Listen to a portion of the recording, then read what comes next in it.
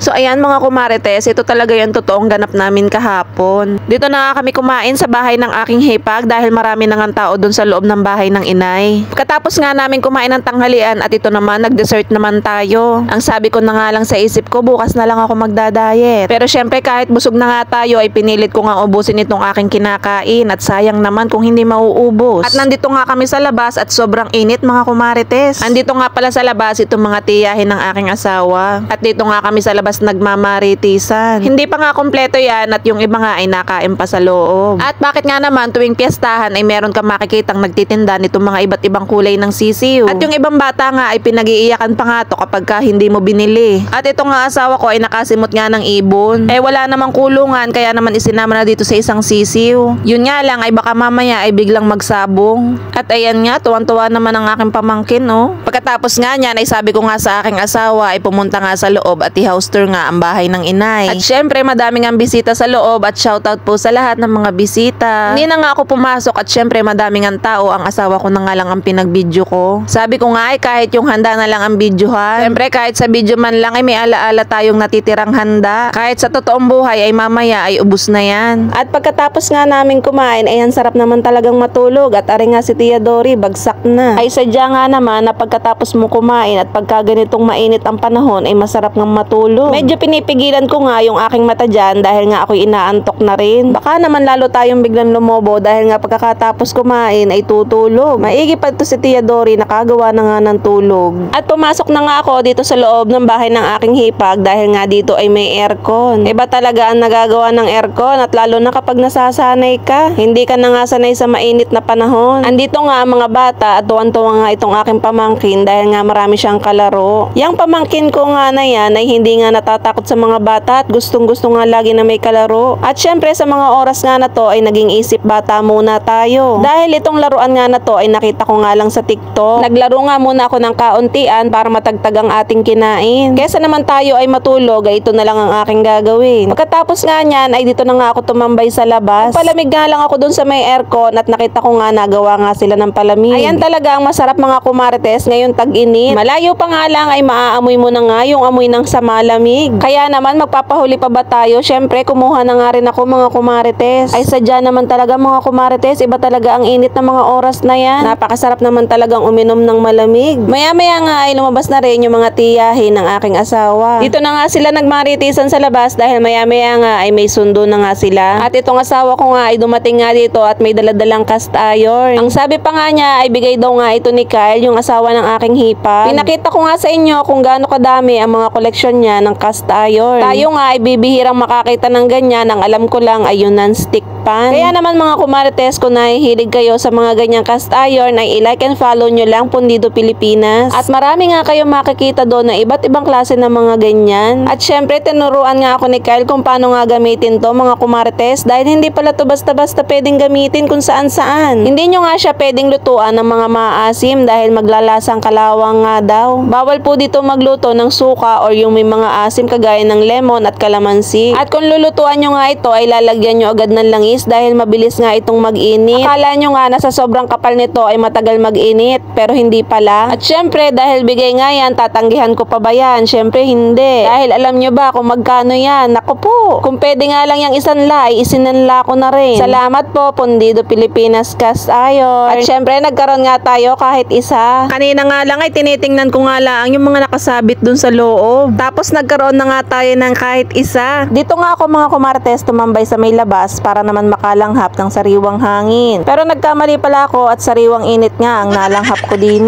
Kaya naman hindi rin nga ako nakatagal at pumasok na nga rin kami sa loob. At pumasok na nga rin yung mga tiyahin ng asawa ko at nakaisyoso nga dito sa bahay ng aking hipag. Dahil nakakatuwa nga yung hagdanan dito dahil nga paikot. Kung mapapansin nyo nga ay parang ang may terrace dun sa taas ng kanilang bahay. Halos ganitong design nga ang nauuso ngayon mga kumarites. At ang nag-isip nga lang ng design na to ay ang kanyang asawa. At hindi na nga rin ako umakyat dahil nga nakakatakot umakyat at mataas. Kaya naman tiningnan ko na nga lang sila habang naakyat. At dahil nga nasunod nga ang mga bata ay bumaba na nga rin sila. Dahil nga wala na nga masyadong tao ay nanood na nga lang ako ng TV.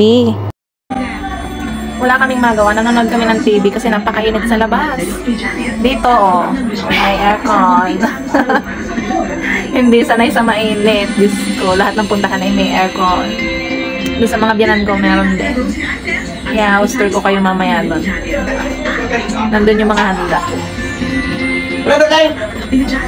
Kaya lang yan? Ano lang ako, binubos. Kakapit tayo. Tia, hi ka sa vlog ko, Tia. Sabi mo naman, hello mga kumarites. Hello mga kumarites. Hindi nga pala kita, Tia, friend doon sa isa kong account. Bago na yung meron ka ng bago?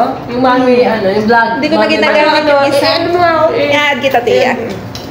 At nakita ko nga dito sa gilid, itong sisiw at saka yung ibon na akala ko nga kanina ay magsasabong. Pero wari ko naman ay nag-uusap na sila. At tingnan nyo naman ang style, mukha nang mag-BFF. Sarap na sarap sa company ng bawat isa. Ang sarap ng tulog nga. At gabi na nga nang nakarating itong kapatid kong si Kumarites. Mantalang ang bahay nga lang nito ay dito laang din naman sa tabi-tabi. Piyesta nga din sa kanila pero siya ang namemiesta. Hindi na nga sila naghanda dahil nga wala namang ihahanda. Kaya naman sabi ko nga ay dito na laang magpunta. Gabi na nga yan kaya wala na masyadong bisita, sila na nga laang. At for the house tour nga tayo mga kumarites at ito nga ang bahay ng aking biyanan. Pagpasok mo nga ay sala nga ang makikita nyo at may malaking TV dito sa ating tabi. At ang handa nga ng ina ay hindi naman ganong kadami, sapat nga laang. At kahit nga papaano ay may tira pa namang kaunti para nga kung may sakaling dadating. At syempre kakain na nga rin kami para nga pag uwi sa bahay ay hindi na nga kami kakain ng hapunan. At ang sarap nga dito sa loob dahil malamig. Wala nga dito ang aking asawa dahil nga nandoon nangangahanggan. Mamaya nga pag uwi ay magkasabay na kami ni Aling Kumarites dahil nga medyo madilim sa daan. At doon na nga lang ako aantayin ng aking asawa sa labasan. Wala na nga ang bisita niyan, si Aling Kumarites na nga laang at pa-special pa nga at siya pa nga ang huli.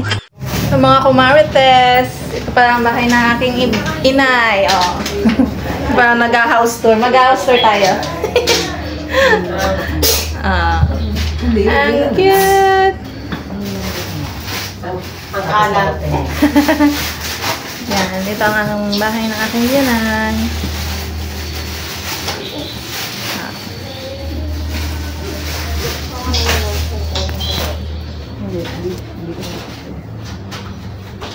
Wala nang masyadong bisita. Ito na lang si Kumarites ang bisita, oh. Pa-special, oh. Galing kami doon kanila, Special, solo.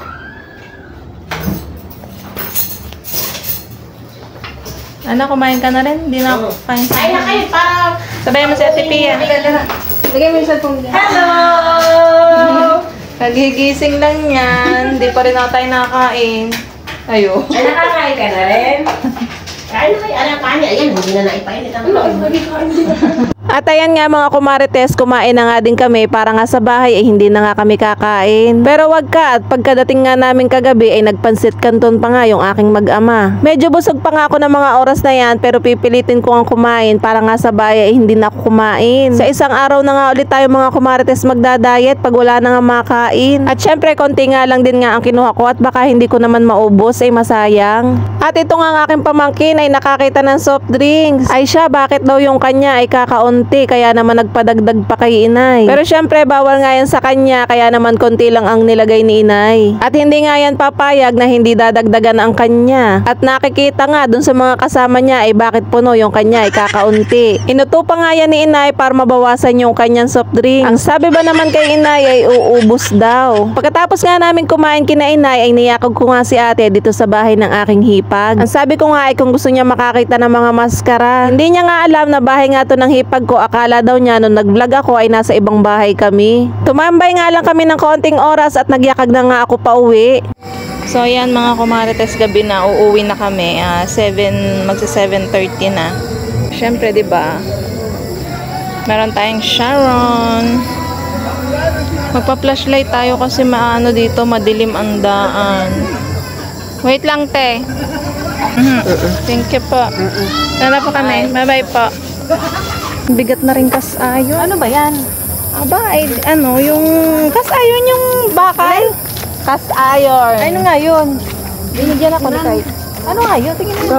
Kawaling bakal. Ay, kasayon, hindi alam. Tingin nga. Ano itsura? Bitaw. May bote yan, ha? Yang, bigat na bigat na. Puro ganun, no? Oo nga. Binigyan ako mga kumarites ng asawa ng hipag ko ng kas. Ayun. Ha? Mag-aarid ka din. Nag-iiyak sa kanyang ina. At di pa rin siya nakaka-apir. Hindi pa baga nakaka-appear. Kay kuya. Pag walang pasok na lang, bebe. Nag-iiyak sa kanyang ina kaya pala nag-iiyak. Bye-bye. Apirog. Oh, apir. Bye-bye. Kay ate. Oh, ate, apir daw. Oh, pisbang, ha? Pisbang. Fist bump. Fist bump. Apir. Kay ate. Oh, pisto, ha? Kay ate, ha? Oh. Kay ate. Ay, naku, nakatingin kay Len. Oh, tinuturo pa si Len. Oh, ikaw din, te. Naku po.